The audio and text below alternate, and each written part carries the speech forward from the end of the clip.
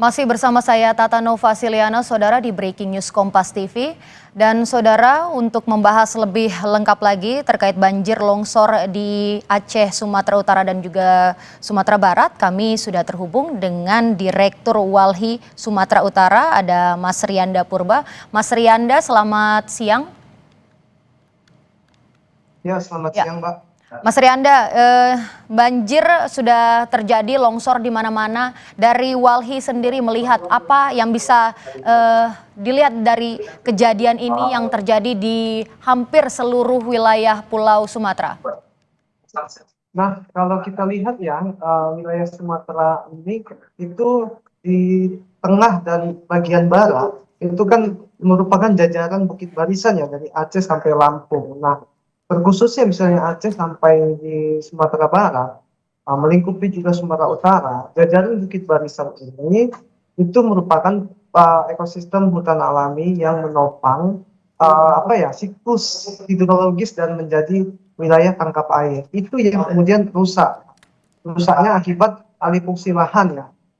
Dari hutan menjadi pertambangan, dari hutan menjadi objek investasi pembangunan infrastruktur, kemudian dari hutan kemudian menjadi perkebunan kelapa sawit. Itu di lereng-lereng bukit dan di wilayah-wilayah das ya, daerah aliran sungai, Mbak.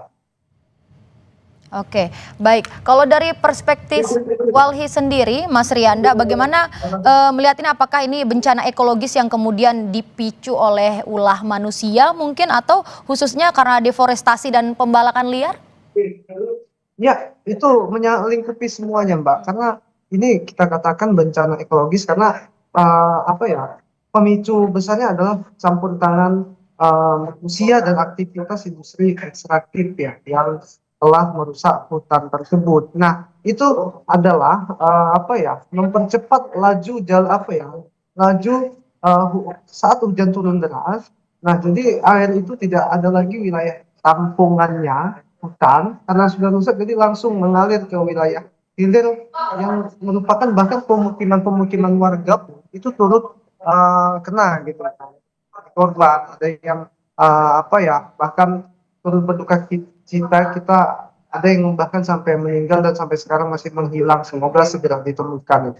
Nah, ini tentunya alih fungsi lahan, deforestasi itu adalah pemicu utamanya yang mempercepat apa ya memperbesar dampak dari banjir dan longsor ini.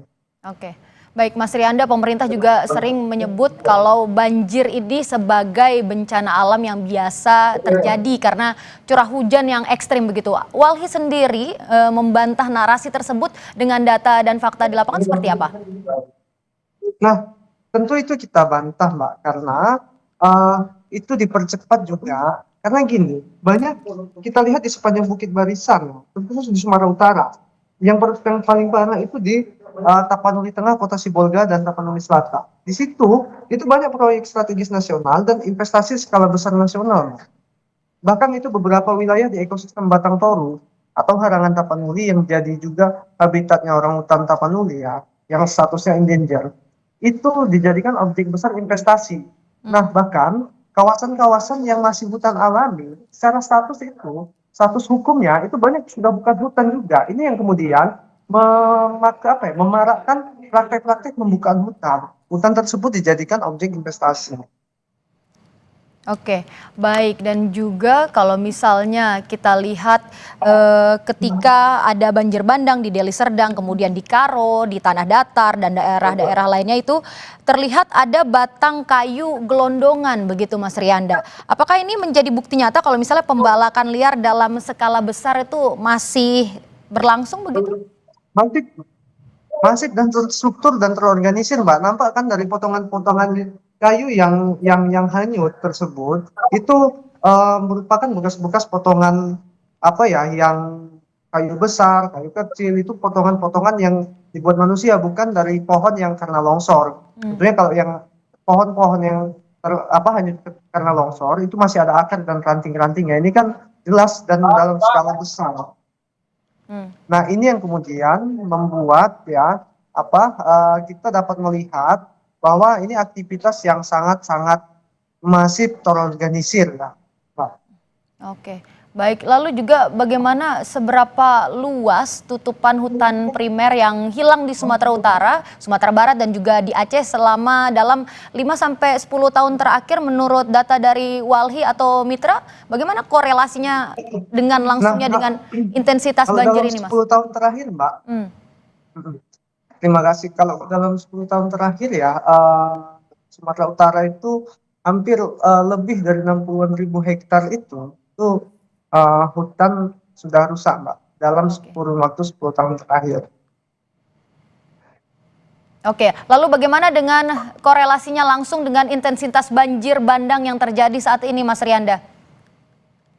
Nah, korelasinya adalah, jadi gini Mbak, kan kalau hampir setiap tahun di Sumatera Utara itu selalu terjadi banjir ya. Hmm. Misalnya khususnya wilayah-wilayah Medan, sekitaran Danau Toba hingga wilayah Tapanuli bagian selatan. Nah, ini kan di wilayah kaki-kaki Bukit Barisan.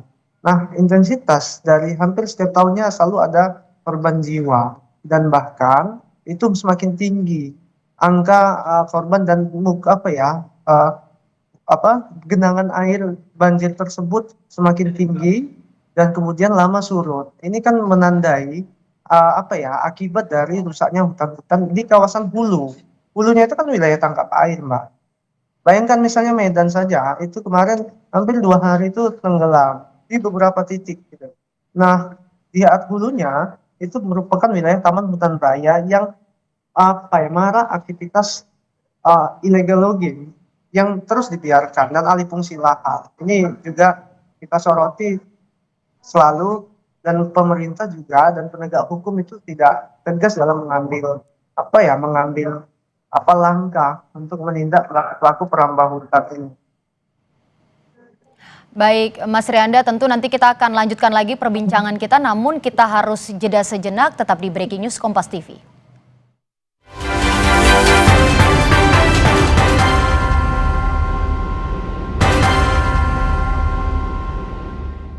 Saudara, Breaking News Kompas TV kami lanjutkan bersama saya Tata Novasiliana. Masih terkait banjir longsor di wilayah Aceh, Sumatera Utara dan juga Sumatera Barat. Dan kami akan melanjutkan kembali perbincangan dengan Direktur Walhi Sumatera Utara, ada Mas Rianda Purba. Mas Rian, kita lanjutkan tadi perbincangan kita. Tadi kita membahas tentang pembalakan liar dan lain-lain yang berdampak pada banjir dan longsor yang cukup besar ini, Mas.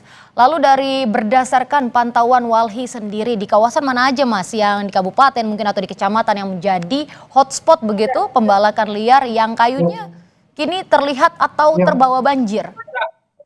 ya. Nah, kalau kita lihat ya, itu Mobil bisa pertama lewat. itu Bisa. di Mobil Langkat. bisa lewat nggak? Bisa. Maju Pak, silakan. Nah, di wilayah Langkat itu di hulunya merupakan Taman Nasional Gunung Leuser ya. Karena banjir di Besitang itu yang memutus jalan lintas nasional, Sumut Aceh kan terputus dan sangat tinggi itu banjirnya. Nah, hulunya itu merupakan Taman Nasional Gunung Leuser yang sebagian besar wilayahnya di wilayah apa ya, Resort Koci Lepan, Resort Besitang itu sudah teralih fungsikan, Mbak. Nah, kemudian di Kota Medan. Nah, Kota Medan itu wilayah tangkap airnya itu adalah Taman Hutan Raya Bukit Barisan yang berada di Kabupaten Karo dan Deli Serdang. Nah, ini juga aktivitas alih fungsi lahan juga masih terjadi sama. Kemudian di wilayah tebing tinggi, kemarin juga banjir. Hampir setiap tahunnya terus, tapi kemarin cukup apa ya, besar banjirnya. Nah, ini wilayah hulunya adalah Kabupaten Simalungun ya. Kabupaten Simalungun dan apa ya, dan Sendang Bedage itu di kawasan Dolok Simbolon yang juga hutannya sebagian besar sudah dialihfungsikan menjadi kebun-kebun gitu. Nah, kemudian di wilayah-wilayah seperti Humbang Hasundutan, Mbak. Humbang Hasundutan kita tahu jelas ya. Di situ ada misalnya PT Bapak Bestari yang HTI-nya itu sangat masif, itu apa ya, berkontribusi pada deforestasi gitu, merusak lingkungan dan alam. Nah, kemudian yang juga titik spot yang terjadi hingga hari ini itu seperti di Tapanuli Tengah, Tapanuli Selatan, dan Kota Sibolga. Ini yang merupakan area terdampak yang paling parah itu. Dan terakhir di Kabupaten Madinah. Nah, Kabupaten Madinah itu itu merupakan hulu-hulunya adalah wilayah Taman Nasional Batangganis. Nah, tapi memang hampir setiap tahunnya juga ini sama terjadi dan ini juga yang salah satu yang paling besar. Cuma yang patut kita sayangkan itu memang yang di Tapanuli Tengah, Selatan, dan Kota Sibolga. Nah, ini baru kali ini memang kita lihat Kota Sibolga itu rata dengan apa ya, dampak banjir. Kemudian hampir seluruh Kabupaten Tapanuli Tengah juga itu juga apa ya, terdampak banjir. Karena di atasnya dan Kabupaten Tapanuli Selatan yang kayak Kecamatan Batang Toru gitu. Karena di atas itu adalah bagi kita selalu sebutkan rimba terakhir Batang Toru yang merupakan habitatnya orangutan Tapanuli, dan selama ini masyarakat sudah koeksistensi itu hidup bersama alam, berdampingan dengan alam dan bergantung sama sumber air dari kawasan ekosistem Batang Toru atau Harangan Tapanuli. Oke, baik Mas Rianda. Tadi juga Anda menyebutkan beberapa daerah seperti Langka, Tebing Tinggi, kemudian juga ada Kabupaten Simalungun. Ini kan di Sumatera Utara sendiri, Walhi mencatat ada 7 sampai 10 kabupaten yang langganan banjir begitu ya, Mas Rianda ya. Iya, benar. Nah, itu disertai kayu gelondongan. Jadi apa yang membuat daerah ini menjadi juara untuk bencana ekologis di Sumatera, Mas? Karena memang Mbak, kenapa juara? Karena di ini ya, di wilayah-wilayah tersebut itu langsung berdampingan dengan hutan, berdampingan dengan lereng-lereng perbukitan, apa ya, garis apa sepanjang wilayah Bukit Barisan. Nah, dan di situ masih terdapat memang apa ya, hutan alami yang terjaga, yang terus terkikis itu, terus rusak, terus teralih fungsikan. Hutan tersebut menjadi kebun-kebun, baik itu dilakukan secara legal ataupun ilegal. Dan selama ini kita sayangkan memang pemerintah itu masih tutup mata ya terhadap aktivitas ini. Nah, sekarang ini mungkin jadi pembelajaran bagi kita agar ke depan misalnya dalam pengaturan tata guna lahan dan tata ruang itu lebih berkeadilan ya. Kita harus lihat misalnya daya dukung, daya tampung bagi suatu ekosistem tersebut agar kemudian itu mampu ya tetap apa ya, menjadi penopang hidupnya kita manusia. Nah, kan kalau itu rusak seperti sekarang yang terjadi adalah banjir, bandang, longsor, erosi. Nah, ini yang kemudian harus kita perhatikan bersama agar alangkah mitigasinya itu penting kita lakukan segera. Bagaimana hutan ini bisa, kalau bisa pun terpulihkan lagi kembali. Oke, baik Mas Rianda, terakhir apakah dari Walhi akan melanjutkan mengajukan untuk gugatan hukum dari citizen lawsuit atau class action atas kelalaian pengelolaan hutan yang menyebabkan banyak korban jiwa dan kerugian material ini? Ya, selama ini kita selalu apa ya, melakukan hal-hal tersebut bersama masyarakat ya. Untuk di satu case misalnya untuk wilayah PLTA Batang Toru, pertambangan, Nalang, kemudian isu-isu apa ya, geothermal yang berbagai agenda pengerusakan apa ya, pengerusakan hutan dan lahan itu selalu kita lakukan langkah gugatan. Nah, untuk kasus ini tentu kita apa ya, akan turut serta mengambil langkah penting tersebut dalam rangka untuk misalnya menuntut ya, mengembalikan ya mandat negara agar pemerintah tersebut sesuai dengan kaidah-kaidah apa ya, bagaimana perlindungan terhadap lingkungan. Nah, misalnya lingkungan hidup yang sehat itu dapat dipastikan oleh negara. Oke, baik, terima kasih Mas Rianda Purba atas perbincangan kita, Direktur Walhi Sumatera Utara. Terima kasih Mas. Ya.